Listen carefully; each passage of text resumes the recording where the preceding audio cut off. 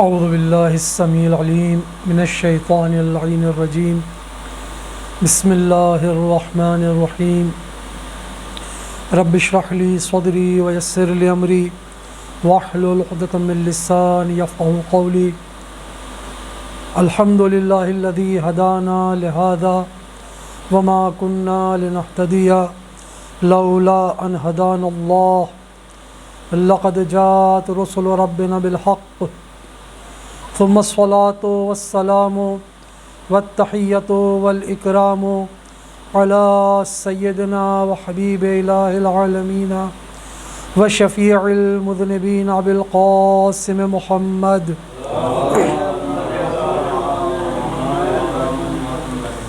وعلى آله الطيبين الطاهرين المعصومين المظلومين الذين أذهب الله عنهم الرجس وطهرهم تطهيرا.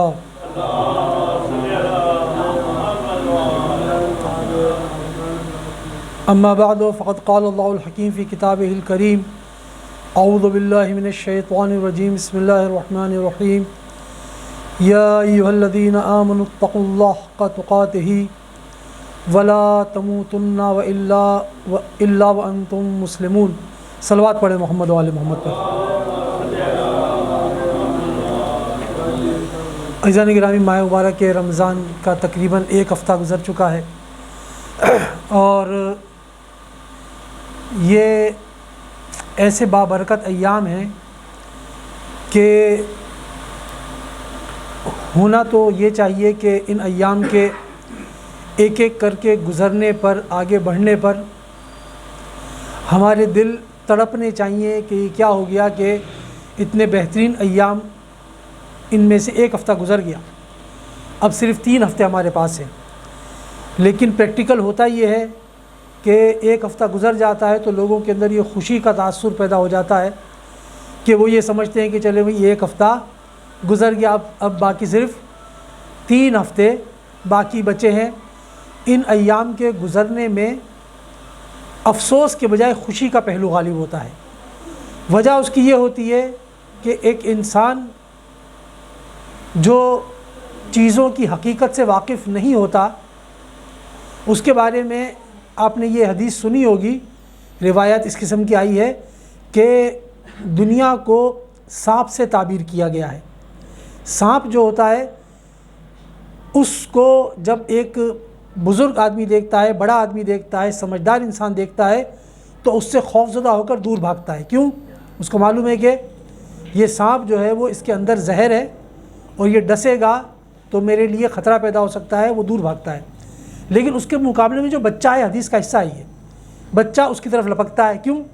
وہ اس کے اندر موجود زہر کو نہیں دیکھتا بلکہ ظاہری خوبصورتی کو دیکھ کر اس کی طرف لپکتا ہے. تو جو بچہ ناسمجھ ہو وہ چیزوں کو گہرائی سے نہیں دیکھ پاتا، نہیں سمجھ پاتا، ظاہری چیزوں کو دیکھ کر آگے بڑھتا ہے. شاید ہم میں سے بھی مجھ جیسے لوگ ایسے ہیں کہ جو ماہ رمضان کی ظاہری بھوک اور پیاس کو دیکھ کر یہ سمجھتے ہیں کہ بھائی یہ ایک ایسا مہینہ آ گیا جس میں بھوکا پیاسا رہنا پڑے گا، لہٰذا اس کے جلدی جلدی گزرنے پر خوش ہوتے ہیں مجھ جیسے لوگ. لیکن جو سمجھدار لوگ ہوتے ہیں وہ سمجھ رہے ہوتے ہیں کہ یہ جو ایک ایک دن ہمارے ہاتھ سے جا رہا ہے، در حقیقت یہ ایک قیمتی موقع ہے جو ہمارے ہاتھ سے نکل رہا ہے. ہمیں اس موقع سے صحیح طور پر فائدہ اٹھا لینا چاہیے جو باقی ایام موجود ہیں. یعنی یہ وہ ایام ہیں کہ جس کے اندر اگر انسان نے ماضی میں اپنے کام کاج میں کوئی کمی چھوڑی ہے تو یہ کمانے کا وقت ہے. اگر پورے سال کسی نے اپنی دکان میں، اپنے کاروبار میں زیادہ نہیں کمایا ہے تو یہ وہ موقع ہے کہ وہ اچھی طرح سے اپنے کاروبار سے منافع حاصل کر لے. اب میں نے دکان کی مثال دی، لیکن اس مثال کو ہمیں دینی ماحول میں لے کے آنے کی ضرورت ہے کہ اگر ہم نے پورے سال کوئی کمی چھوڑی ہے اپنے اوقات سے فائدہ اٹھانے میں آخرت کے لیے، اب یہ وہ وقت ہے کہ اب بہترین سے بہتر کام کر سکتے ہیں. کیوں؟ یہ وہ مہینہ ہے کہ جس میں سانس لینا بھی تسبیح شمار کیا گیا ہے. سانس لینا، جس میں سانس لینا تسبیح ہو، اگر اس میں تسبیح پڑھی جائے تو کتنا ثواب ہوگا. جس میں سونا عبادت ہے تو جو انسان غافل ہو کے سو جاتا ہے پھر بھی اسے عبادت کا ثواب مل رہا ہے، اگر وہ بیدار رہ کر اس میں جان بوجھ کے عبادت کے اندر اپنے آپ کو بیدار رکھے اس کا کتنا ثواب ہوگا۔ جو مہینہ ایسا مہینہ ہو اس میں پھر انسان کو اپنے آپ کو نقصان میں رکھنا زیب نہیں دیتا۔ یہ وہ وقت ہے کہ جس میں انسان کبھی بھی توبہ کرے اللہ قبول کرنے والا ہے، لیکن اس مہینے میں خاص طور پر انسان کو یہ یقین دلایا جا رہا ہے کہ تم اس میں توبہ کرو گے تو تمہاری توبہ زیادہ امکان یہ ہے کہ قبول ہو جائے گی۔ تو جو کوتاہی ہو گئی ہے وہ یہاں پر اس میں بہتر طور پر اس سے اپنے آپ کو بری الذمہ کیا جا سکتا ہے اور اپنے آپ کو اس کے گناہ سے اور اس کے عذاب سے محفوظ رکھا جا سکتا ہے۔ کہتے ہیں انسانوں کی 4 قسمیں ہیں۔ 4 قسمیں کس طرح سے ہیں؟ کچھ ایسے لوگ ہوتے ہیں دنیا میں کہ جن کی زندگی ابتدا سے لے کر اختتام تک، آخر وقت تک پازیٹیو، اچھی ہی اچھی، پھول ہی پھول، خوشبو ہی خوشبو، نور ہی نور، ہر طرف۔ خوب ایسے لوگ ظاہر ہے کہ بہت کم ہیں، انبیاء ہیں، ائمہ ہیں، معصومین ہیں، شاید اولیاء اللہ ہوں کچھ کہ جو واقعاً جن کی زندگی اول تا آخر۔ کچھ اس کے بالکل برعکس ہوتے ہیں جن کی زندگی پہلے دن سے لے کر آخری وقت تک ہر قسم کے تاریکیوں سے بھری ہوئی، ہر قسم کی برائیوں سے بھری ہوئی، ہر قسم کی خرابیاں اس کے اندر موجود۔ ایسے بھی بہت سارے لوگ ہوں گے۔ 2 قسمیں دوسری بھی ہیں، وہ کون سی ہیں؟ کہ جن کی زندگی کا پہلا حصہ برا یا اچھا اور آخری حصہ اس کے برعکس۔ فرض کر لیں پہلا حصہ اچھا تھا، آخر میں آ کر برائی کی طرف چلے گئے۔ اور چوتھی قسم وہ ہے کہ مثال کی بات ہے جس کا پہلا حصہ برا تھا لیکن آخر میں اپنے آپ کو انہوں نے اچھا بنا لیا۔ تو انسانوں کی 4 قسمیں ہیں۔ ہماری کوشش کون سی ہونی چاہیے؟ ہم پہلے حصے میں تو نہیں آتے، ہماری زندگی اول سے آخر تک معصوموں کی طرح پاکیزہ ہو، نہیں معلوم، یقیناً نہیں ہے۔ خوب اچھا، کیا ان میں سے ہے کہ جو شروع سے لے کے آخر تک ہر قسم کی برائیوں میں ملوث رہے ہوں؟ شاید ایسا بھی نہیں ہے۔ کم از کم یہ بات تو طے ہے کہ ماہ رمضان کے آج کے اس دن میں یہاں پر آ کر اہل بیت کی اس نورانی محفل کے اندر بیٹھے ہیں جس میں کہیں قرآن کا تذکرہ ہے تو کہیں حدیث کا تذکرہ ہے، یہ خود اس بات کی علامت ہے کہ بھئی ہماری زندگی پوری کی طرح سے بری نہیں ہے، کوئی نہ کوئی تو اس کے اندر ایسی بات ہے کہ اللہ نے ہمیں یہ آنے کا موقع دے دیا۔ کوئی بات دیکھی تھی اللہ نے کہ شاید اس کے دل میں تھوڑا بہت کوئی نور ہے، پڑھانے کا موقع دے سکتا ہوں، یہ آنے کا موقع دے دیا، تو اس کا مطلب ہے کہ ساری زندگی خرابیوں میں ملوث نہیں ہے۔ باقی 2 حصے بچے، وہ کون سے قسمیں؟ کہ جن کا پہلا حصہ اچھا اور زندگی کا آخری حصہ کیا ہو گیا؟ خراب ہو گیا۔ اور دوسرا وہ کہ جن کا پہلا حصہ خراب تھا لیکن انہوں نے اپنے آخری حصے کو درست کر لیا۔ اب ان دونوں میں سے بہتر انسان کون سا ہے؟ وہ کہ جس نے اپنی زندگی کا پہلا حصہ اچھا گزارا، آخری میں جا کر برا ہو گیا، یا وہ جس نے انسان نے اپنا پہلا حصہ بہرحال نیکی برائی کے ساتھ گزارا لیکن آخر میں جا کر اس نے توبہ کر لی، اس نے ایک ایسا کام انجام دے دیا کہ وہ اس نے اپنی آخری عمر اچھی طرح گزار لی کم از کم۔ اچھا، آخری عمر کا کسی کو پتہ نہیں ہے، یہ نہ کوئی سمجھے کہ یہ میں گفتگو جو کر رہا ہوں یہ بزرگ عمر کے والوں کے لیے کر رہا ہوں، نہیں، ظاہر ہے کہ نہ اس میں کسی جوان کا کچھ پتہ ہے کہ آخری، ہم بوڑھا نہیں کہہ رہے بلکہ آخری عمر کہہ رہے ہیں۔ آخری عمر کا پتہ نہیں ہے کہ کس کی عمر آخری ہو جاتی ہے آج کے اسی دن میں یا کل کے اگلے دن کے اندر، نہیں معلوم۔ مجھ جیسا آدمی بھی اس دنیا سے جا سکتا ہے اور مجھ سے کم عمر بھی اور مجھ سے زیادہ عمر کے بھی، تو لہٰذا آخری عمر کا پتہ نہیں ہے۔ تو ظاہر آپ یہی کہیں گے کہ سب سے ان 2 اقسام میں سے جو اچھا انسان ہے وہ کون سا ہے؟ کہ اگرچہ اس کی ابتدائی زندگی بری بھی گزری ہو، کم از کم اپنی آخری زندگی کو اچھا بنا لے۔ صلوات پڑھے محمد و آل محمد پر۔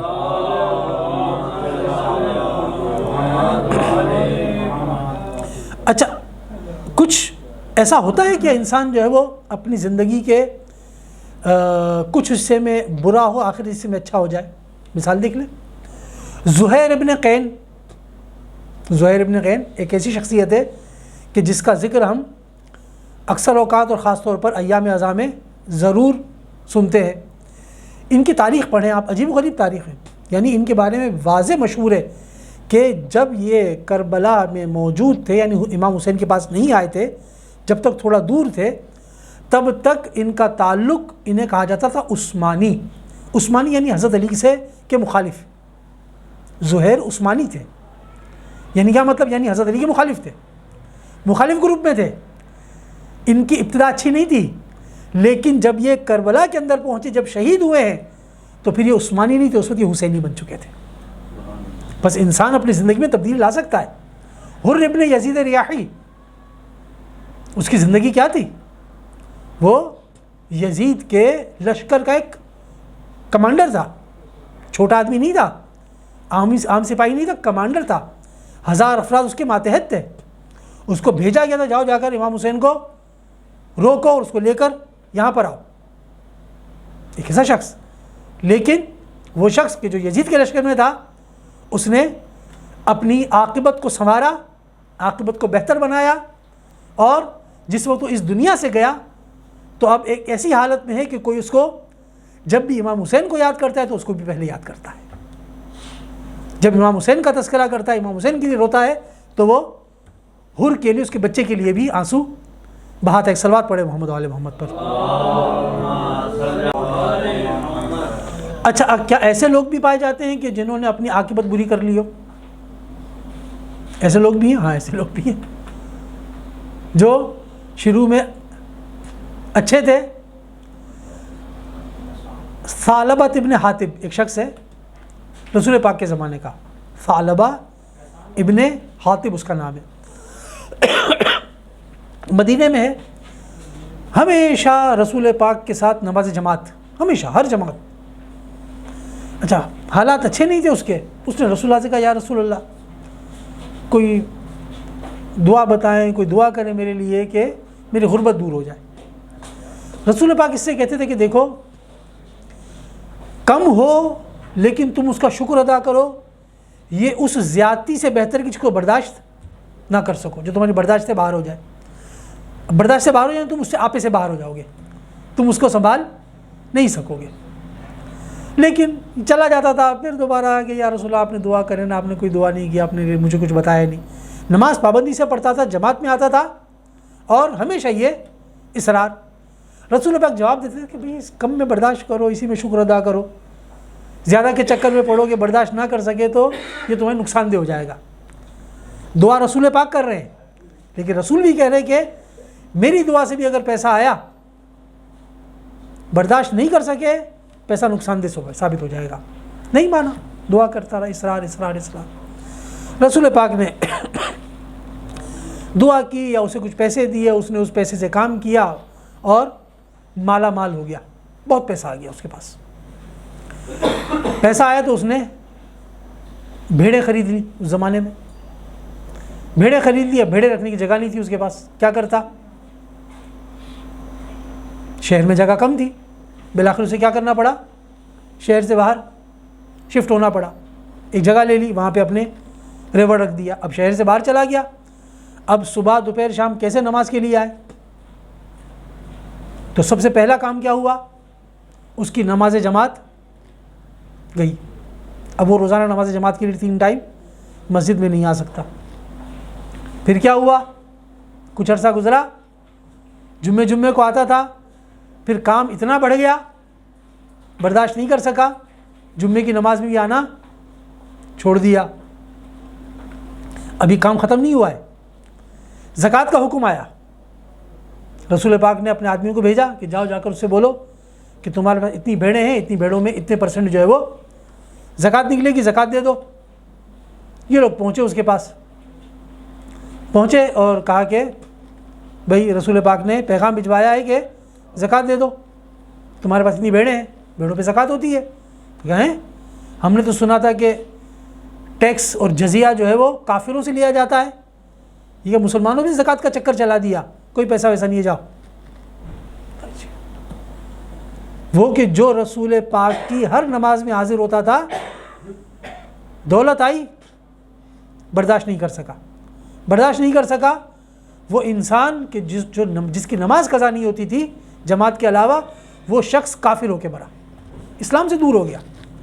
بس ہمارے سامنے بات آ گئی کہ 2 قسم کے لوگ ہیں ہمارے پاس, 4 قسم کے ہیں, جن میں سے 2 جو ہمارے تذکرہ ہے جس کا, وہ کہ جس کی ابتدا ख़राब थी, मैंने उसमें आपके पास सामने नाम पेश किया, मिसाल की बात है हुर का, ज़ुहैर का, इंतहा उन्होंने अपनी अच्छी अंजाम अच्छा कर लिया। और ऐसी मिसालें भी पेश की कि जो इब्तिदा में अच्छे थे लेकिन उन्होंने अपनी इंतहा जो है वो खराब। शिमर भी उसमें शामिल है। शिमर अज़ीज़ान गिरामी, सिफ़ैन, जंग सिफ़ैन के अंदर शिमर वो शख्स था कि जो हज़रत अली की तरफ से लड़ा और ज़ख्मी भी हुआ, ज़ख़म खाया उसने अली की खातिर। और यही शख्स वक्त बदलने के बाद एक ऐसी जगह पर पहुंच गया कि इसने खुद जो फ़र्ज़ंद अली, जो खुद अली के लिए जान निसार कर रहा था, वो खुद फ़र्ज़ंद अली का कातिल बन गया। इसका मतलब ये कि दोनों किस्म के अफराद मौजूद हैं। कैसे इंसान उस तरफ चला जाता है और कैसे इंसान इस तरफ आ जाता है, आपके अंदर पेश करें। सलवात पढ़े मोहम्मद वाले मोहम्मद पर।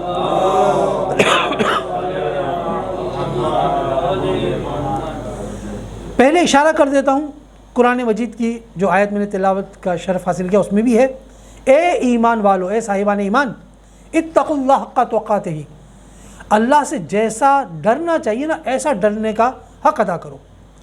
वला तमूतुन्ना इल्ला व अंतुम मुस्लिमून, और तुम्हें मौत ना आए मगर हालत इस्लाम में। यानी इस्लाम की हालत में मरना इतना अहम है कि ईमान वालों से भी कहा जा रहा है कि तुम साहिब ईमान हो। ये नहीं समझना कि आखिर तक साहिबान ईमान रहोगे। हो सकता है तुम अपने ईमान से दूर हो जाओ। एक और मिसाल पेश करो, सलवात पढ़े मोहम्मद वाले मोहम्मद।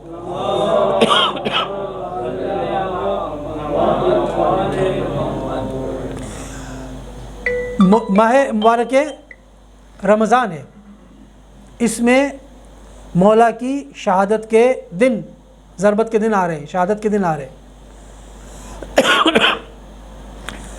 मशहूर मारूफ हदीस है कि इससे पहले क्या हुआ, माह मुबारक रमज़ान से पहले रसूल पाक खुतबा दे रहे थे। खुतबे के बाद खुतबा ख़त्म हुआ, आपने रोना शुरू कर दिया। हज़रत अली ने कहा कि या रसूल आप इतना रो रहे हैं, खैरियत तो है?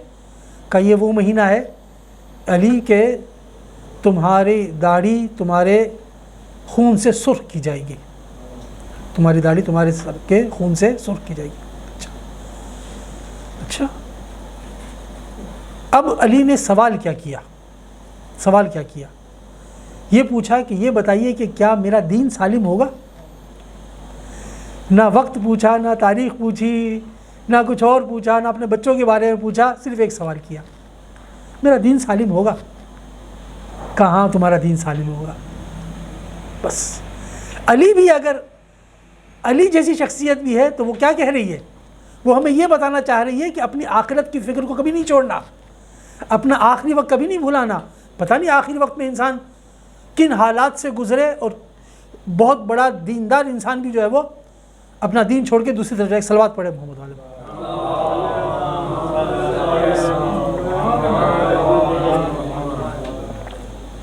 एक और सलवात पढ़िएगा मोहम्मद वाले।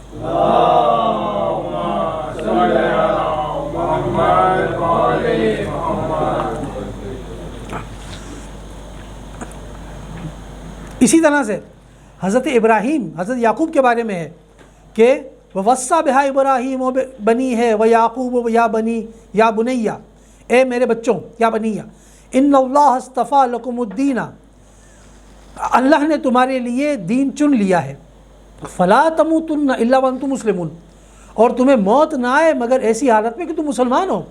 हज़रत याकूब, हज़रत इब्राहीम अपने बच्चों से कह रहे हैं, फ़िक्र है उन्हें अपने बच्चों की कि कहीं ऐसा ना हो कि आखिर वक्त बच्चे जो है वो किसी दूसरी लाइन पे निकल जाएं।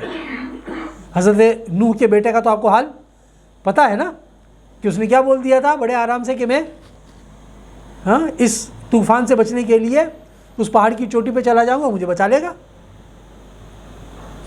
इस हद तक इंसान रसूल की औलाद होने के बावजूद गलत लाइन पर जा सकता है। लिहाजा आखिरत की फ़िक्र करना ये इंतहाई ज़रूरी तरीन चीज़ों में से एक। सौ सलवात पढ़ लीजिएगा मोहम्मद वाले मोहम्मद पर।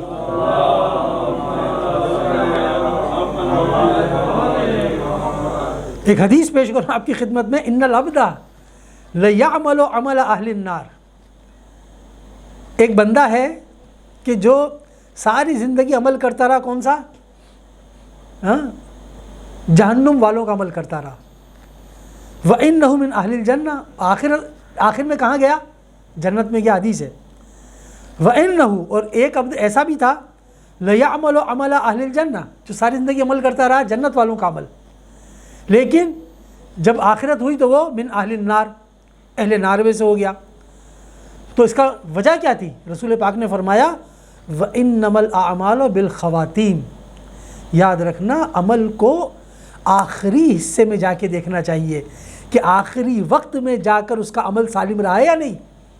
شروع میں تو ممکن ہے بہت اچھے اچھے عمل انجام دیے ہوں, لیکن ایسا نہ ہو کہ زندگی کی مثال کے بعد جوانی تو اچھی گزر گئی لیکن آخر میں آ کر جو ہے وہ اپنا خود ہی جو ہے وہ سارا نقصان خود ہی کر لیا. ایسا ہو جاتا ہے کہ انسان اپنی زندگی کا ابتدائی حصہ اچھا گزار لیتا ہے, آخری حصہ خراب ہو جاتا ہے. اس کی ایک مثال تو میں عام زندگی کی بھی دینا چاہوں تو دے سکتا ہوں. مثال کی بات ہے کہ جیسے ہی ماہ رمضان شروع ہوتا ہے تو آپ کو ہر جگہ قوالی سننے کو مل جاتی ہے. فرض کر لیں قرآن کی تلاوت بسوں کے اندر, گاڑیوں کے اندر, جگہ جگہ, اور ماہ رمضان کا آخری 1-2 دن ہوتے ہیں تو پھر اس وقت لوگوں کو جو ہے وہ عید یاد آ جاتی ہے, اور انہی جگہوں پر کہ جہاں پر سے آواز آتی تھی قرآن کی اور قوالیوں کی, اب وہیں سے کیا آواز آنے لگتی ہیں؟ میوزک کی اور گانوں کی. ابتدائے وقت اور انتہائی وقت. رسول پاک فرماتے ہیں آخری میں جا کے دیکھو, ابتدا میں نہیں دیکھو. ابتدا میں کرنا آغاز ہے, اس کو آخر تک چلانا پڑتا ہے, اس پر قائم و دائم رہنا پڑتا ہے. ابتدا ممکن ہے بعض کاموں کی آسان ہو, اس پر استقلال سے کام لینا, استقامت دکھانا یہ آسان نہیں, یہ مشکل ہے. صلوات پڑھ لے محمد و آل محمد پر.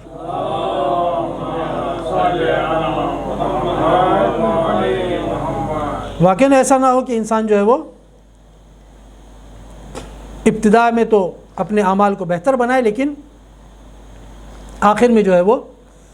اب آپ کی خدمت میں کچھ چیزیں عرض کروں. عزیزان گرامی, یہ انسان کی عاقبت اچھی کیسے ہوتی ہے, بری کیسے ہوتی ہے, کوشش کریں گے کہ زیادہ وقت نہ لیں اور ان 2 نکات کو بیان کر کے آپ کی زحمتوں کو تمام کریں. عاقبت اچھی کیسے ہوتی ہے, عاقبت بری کیسے ہوتی ہے. عزیزان گرامی کہتے ہیں کہ عاقبت بری ہونے کا سبب کیا ہے. دیکھیں عزیزان گرامی, کشتی ہے نا, پانی اگر کشتی کے اندر بھر جائے تو کشتی کے لیے نقصان دہ, ڈوب جاتی ہے کشتی. لیکن کشتی میں پانی آنے کا جو اصل وجہ ہوتی ہے کیا ہوتی ہے؟ خود کشتی کے اندر کوئی سوراخ ہوتا ہے. اگر خود کشتی اگر صحیح سالم ہو, کامل ہو, مضبوط ہو, خود اس کے اندر کوئی کمی نہ ہو, سوراخ نہ ہو, تو پھر پانی اس کے اندر اتنی آسانی سے نہیں آتا. یہ جو باہر کی خرابی ہے, شیطان اگر ہمیں بہکاتا ہے تو یہ بیرونی طاقت ہے, یہ پانی ہے. یہ پانی ہمارے اندر آتا کیسے ہے؟ خود ہمارے قلب کے اندر کوئی سیاہ نقطہ ایسا ہوتا ہے, کوئی سیاہی ایسی رہ جاتی ہے, وہاں سے یہ گھس کے اندر آتا ہے. ہمیں ضرورت اس بات کی ہے کہ ہم اپنے قلب کو پوری طرح سے مضبوط رکھیں اور اس کو ہر قسم کی کمزوریوں سے بچا کے رکھیں. اپنی کمزوری زیادہ نقصان دہ ہے. اپنی کمزوری پیدا کیسے ہوتی ہے؟ اپنی کمزوری کیسے, مطلب انسان کے اندر جب خواہشات ہو نا, جب مادہ پرستی ہو, اس کے اندر بڑی خرابی ہے. بہت بڑے بڑے سوراخ ہیں, چھوٹے سوراخ نہیں ہیں, بہت بڑے بڑے سوراخ ہیں. یہ مادہ پرستی بہت بڑا سوراخ ہے, نفسانی خواہش بہت بڑا سوراخ ہے. مثال دوں آپ کی خدمت میں. فرض کر لیجئے کہ حضرت علی کی اہمیت کا انکار کون کر سکتا تھا؟ سب کو ان کی اہمیت کا پتہ تھا. جناب سیدہ سلام اللہ علیہا کے ساتھ رسول پاک کی محبت سب کو پتہ تھی. جناب خدیجہ سلام اللہ علیہا کے ساتھ رسول کی محبت کا احساس سب کو تھا. اس کے باوجود اگر آپ کو کچھ عورتیں ان کی مخالفت کرتی ہوئی نظر آتی ہیں, جبکہ انہی کی زبان سے ایسے کلمات موجود ہیں جو یہ بتا رہے ہیں کہ خدیجہ کی یہ منزلت ہے, بی بی سیدہ کی یہ منزلت ہے رسول پاک کی نظر میں, پھر وہی خواتین آپ کو انہی حضرات حضرت علی کے ساتھ جناب سیدہ کے ساتھ، بی بی خدیجہ کے ساتھ آپ کو دشمنی کرتی ہوئی نظر آتی ہے. وجہ کیا ہے؟ حسد. حسد، اندرونی حسد ہے جو وجہ بنتا ہے کہ انسان جس چیز کو صحیح مانتا ہو پھر بھی اس کی مخالفت کرنا شروع کر دیتا ہے. حسد. اور آپ نے جمل کے جو جنگ جمل کے جو 2 مین افراد مرد تھے، نام نہیں لینا چاہتا میں، 2 مین افراد مرد، ان کی جو تاریخ ہے، اگر تاریخ اٹھا کے دیکھیں تو جنگ احد میں آپ کو پتہ ہے نا کہ بہت سے لوگ رسول پاک کو چھوڑ کے بھاگ گئے تھے. بہت کم لوگ وہاں ٹھہرے تھے. ان میں سے 2 یہی تھے. بہت سے لوگ خوفزدہ ہو کے بھاگ گئے تھے، یہ 2 تھے. یہ 2 علی کی اہمیت کو سمجھتے تھے، پھر بھی کیوں مخالفت پہ آ گئے؟ کیا؟ مادہ پرستی، دولت کی خواہش. کہیں حسد کی خواہش، کہیں حسد، کہیں دولت کی خواہش، ہے نا. مثال کی بات ہے، عمر ابن سعد، کیا وہ امام حسین کو نہیں جانتا تھا؟ اس نے کیوں اپنی عاقبت خراب کی؟ عہدے کی خواہش. عہدے کی خواہش. اسے بولا تھا کہ تم ادھر آ جاؤ، اس نے کہا نہیں میں، بلکہ تاریخ تو یہ بھی بتاتی ہے کہ وہ شروع میں راضی بھی نہیں تھا امام حسین کو قتل کرنے پر. تاریخ بتاتی ہے جب اس کو دھمکی دی نا کہ جو تمہیں حکومت رائے ملنے والی تھی، گورنر بنانے والے تھے، وہ تمہیں نہیں بنائیں گے اب، تب جا کے جو ہے اب وہ عہدہ جب اس کے ہاتھ سے نکلنے لگا تو اس نے کہا نہیں، اب میں جو ہے وہ سب کچھ کر گزروں گا عہدے کے اصول کے لیے. تو کہنا کیا چاہ رہا ہوں عزیزان گرامی، یہ انسان کے اندر کا مسئلہ ہے کہ ہمارے اندر کچھ ایسے خرابیاں، ایک ایسے سوراخ ہیں کہ ہماری یہ کشتی کے اندر جو ہے وہ شیطان کا طوفانی پانی داخل ہو جاتا ہے اور پھر ہمیں یہ غرق کر دیتا ہے. اپنے دل کو ان چیزوں سے بچا کے رکھنا ہے. بچانا کیسے؟ تقویٰ کے ذریعے. بہترین چیز ہے تقویٰ. جب انسان تقویٰ حاصل کر لیتا ہے، تقویٰ کے ذریعے سے جو ہے وہ تقویٰ کی کیا طریقہ کار ہے، کیسے حاصل کرتا ہے، صرف ایک چیز کی طرف اشارہ کر دوں. قرآن کریم فرما رہا ہے اے ایمان والو تم پر روزے فرض کر دیے گئے ہیں جیسا کہ تم سے پہلے لوگوں پر لکھے گئے تھے. کس لیے؟ لعلکم تتقون، تاکہ تم تقوی اختیار کرو. یعنی روزے کا ڈائریکٹ اثر کس کے اوپر ہے؟ تقوی کے اوپر. یہ ماہ مبارک رمضان، اگر ہم نے اس کے اندر تقوی حاصل کر لیا تو اس تقوی کی وجہ سے یوں سمجھ لیں کہ ہم اپنے اس وجود کی کشتی کے اندر موجود سوراخوں کو بند کر سکتے ہیں. جب یہ سوراخ بند ہو جائیں گے تو شیطان اتنی آسانی سے ہمارے اوپر قبضہ نہیں کر سکے گا، ہمیں اتنی آسانی سے ڈبو نہیں سکے گا. صلوات پڑھ لیں محمد علیہ وسلم.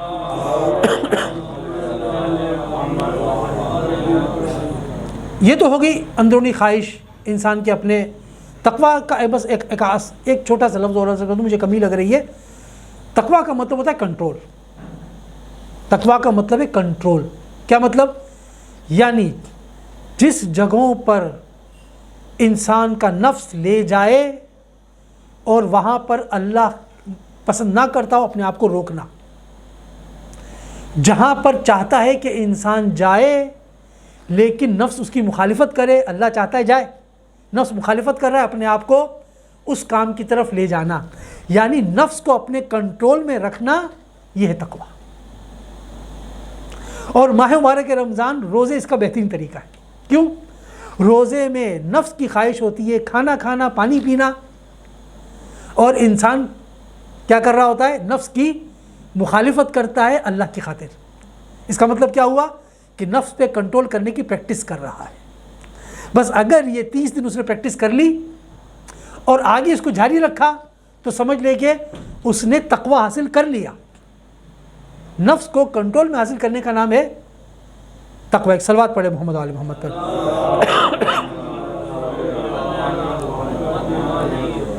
ایک اور حدیث آپ کی خدمت میں پیش کروں. رسول پاک حضرت محمد مصطفیٰ صلی اللہ علیہ وسلم فرماتے ہیں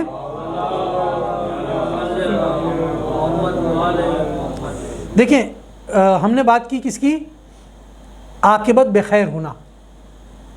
اس کے مقابلے میں کیا ہوگا؟ عاقبت بشر ہونا. یعنی انجام اچھا ہونا، انجام برا ہونا، آسان اردو ترجمہ، اچھا انجام برا انجام۔ برے انجام کے لیے ایک دوسرا لفظ ہے جو اس حدیث میں استعمال ہو، اس لیے پہلے وہ سمجھانا چاہ رہا ہوں، شقاوت۔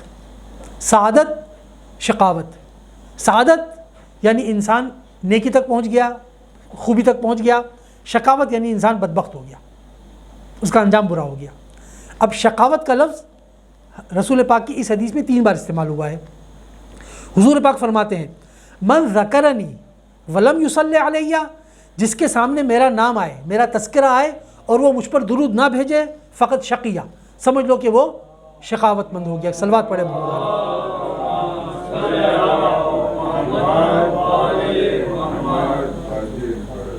پھر فرمایا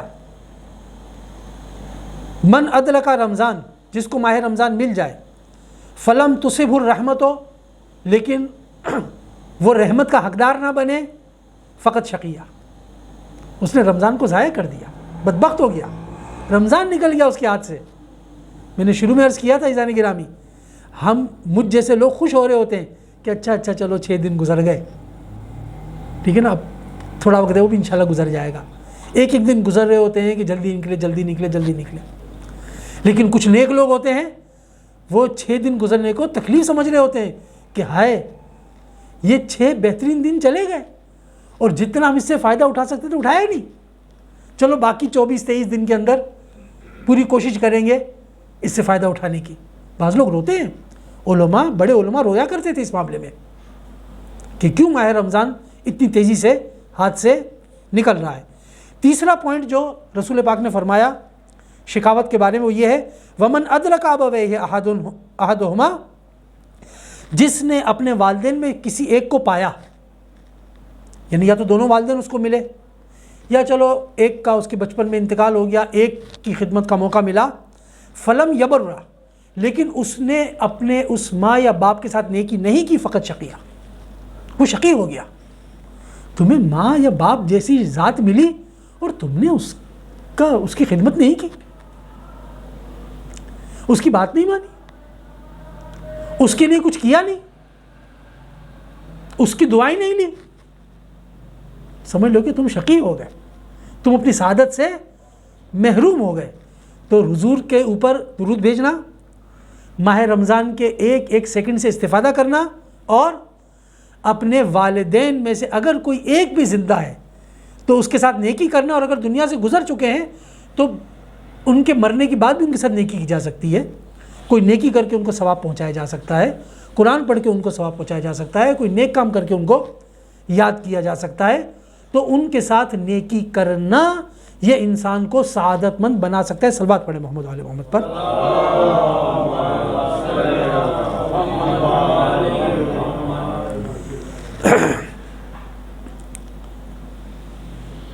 اور جو چیز عاقبت بخیری کے لیے ضروری شمار کی گئی ہے وہ یہ ہے کہ دیکھیں تقوی اختیار کریں۔ قرآن کی آیت ہے والعاقبۃ للمتقین، عاقبت متقین کے لیے ہے، تو میں نے عرض کر دیا آپ کی خدمت میں۔ دوسرا یہ کہ چھٹے امام فرما رہے ہیں زرارہ سے کہ اپنی زندگی میں، یعنی امام کی غیبت کے دور میں، غیبت امام کا دور شیعوں کے لیے امتحان کا دور ہے، اس میں اس دعا کو زیادہ پڑھا کرو، اللہم عرفنی نفسک، اے خدا تو مجھے اپنی معرفت دے کہ تو نے اگر یہ معرفت نہ دی تو میں تیرے نبی کو نہیں پہچان سکوں گا، خدایا تو مجھے اپنے نبی کی معرفت دے، یہ معرفت تو نے نہ دی تو میں تیری حجت کو نہیں پہچان سکوں گا، اور اگر تو نے اپنی حجت کی معرفت سے محروم رکھا تو میں اپنے دین سے گمراہ ہو جاؤں گا۔ اس دعا کو ضرور پڑھیں۔ اور کیا، ایک اور دعا ہے جو اکثر آپ نے مفاتی کے شروع میں دیکھی ہوگی، رضیت باللہ ربا، میں اللہ کے لیے اپنے رب ہونے پہ راضی ہوں، رسول اللہ اسلام کے لیے اپنے دین ہونے پہ راضی ہوں کہ اسلام میرا دین ہے، اور حضرت محمد مصطفیٰ صلی اللہ علیہ وسلم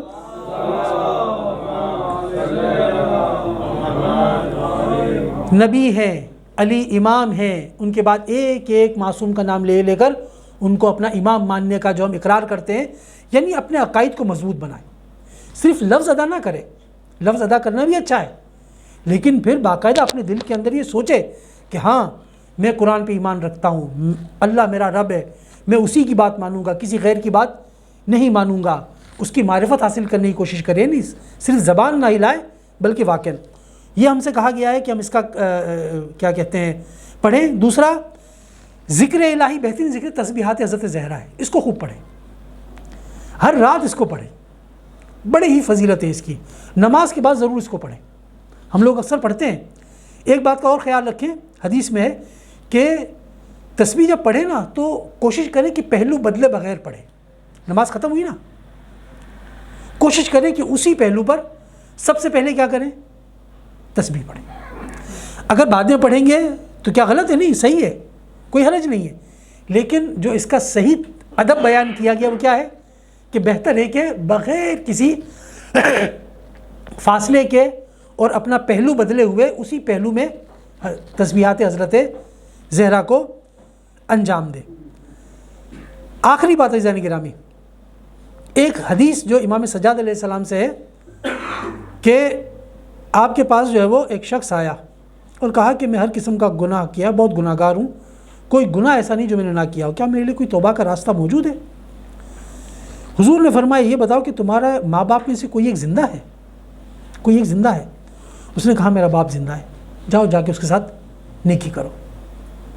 اپنے گناہوں کی معافی اور توبہ کے لیے حاضر ہوا تھا، رسول پاک نے ایک سوال پوچھا، ماں باپ میں سے کوئی زندہ ہے؟ کہا باپ زندہ ہے، جا کر اس کی نیکی کرو۔ وہ چلا گیا، اطراف میں لوگ بیٹھے ہوئے تھے، رسول پاک نے ان سے کہا اے کاش اس کی ماں زندہ ہوتی، اے کاش اس کی ماں زندہ ہوتی۔ ماں کا رتبہ، ماں باپ دونوں اہم ہیں، لیکن دونوں میں ماں کا رتبہ آخرت میں اپنی آخرت کو بہتر بنانے کے لحاظ سے ماں کا رتبہ ماں باپ سے کہیں زیادہ بلند ہے۔ اس کے ساتھ نیکی کرنا یہ زیادہ جلدی انسان کو جنت تک پہنچا سکتا ہے۔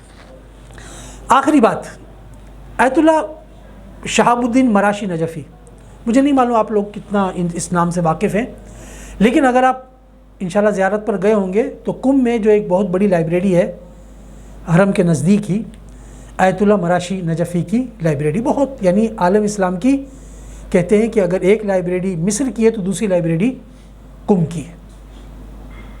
الازہر یونیورسٹی کی لائبریری کہتے ہیں بہت بڑی ہے، لیکن یہ والی تو خیر ہم نے دیکھی ہے، بہت عظیم الشان لائبریری۔